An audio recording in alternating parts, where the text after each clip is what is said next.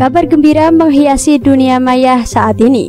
Said Didu resmi dilaporkan atas dugaan pencemaran nama baik dan penghinaan. Laporan tersebut beredar di media sosial.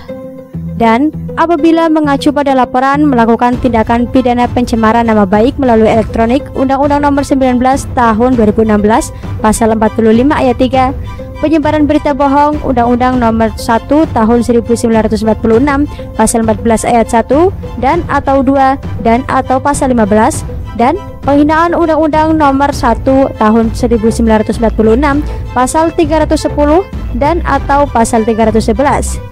Kasus ini kemungkinan besar terkait dengan video Said Didu yang menyerang Luhut Binsar Panjaitan. Ini berat kawan. Dan hampir semua pasal tersebut dapat digunakan untuk menjerat Said Didu.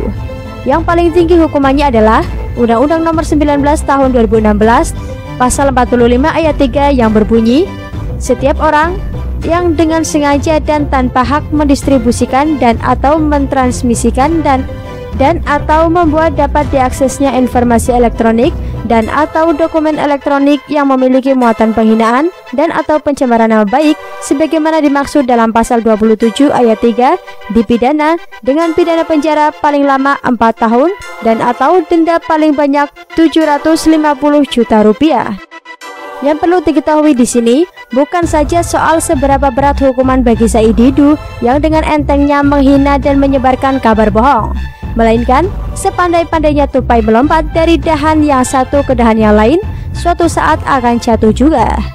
Said Didu sudah terlalu lama melompat dari provokasi yang satu ke provokasi lainnya, dari hinaan yang satu ke hinaan lainnya, yang selalu didasarkan atas klaim manusia merdeka. Akhirnya dia dilaporkan juga.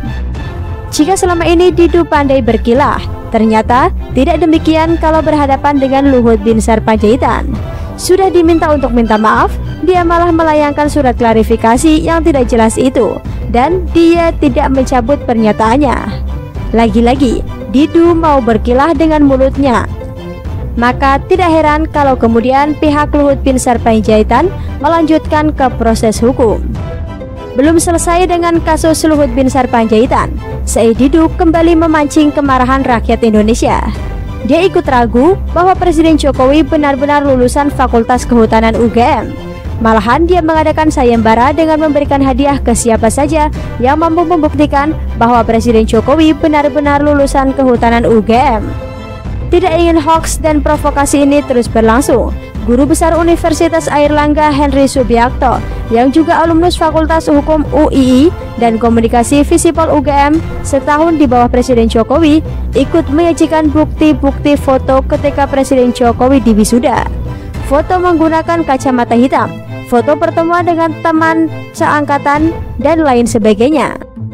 Henry Subiakto bukan untuk mau mendapatkan hadiah yang disediakan Didu, tetapi ingin meluruskan fakta yang sepertinya sedang digunakan manusia-manusia kaleng-kaleng yang mendiskreditkan Jokowi.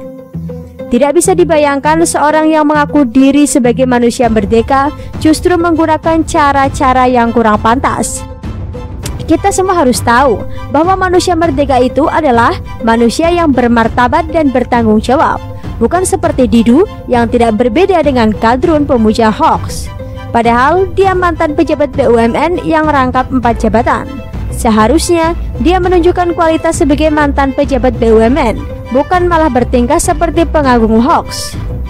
Bukti otentik berupa foto-foto dari seorang guru besar tersebut tentunya langsung mencungkalkan Said Didu ke selokan paling bau.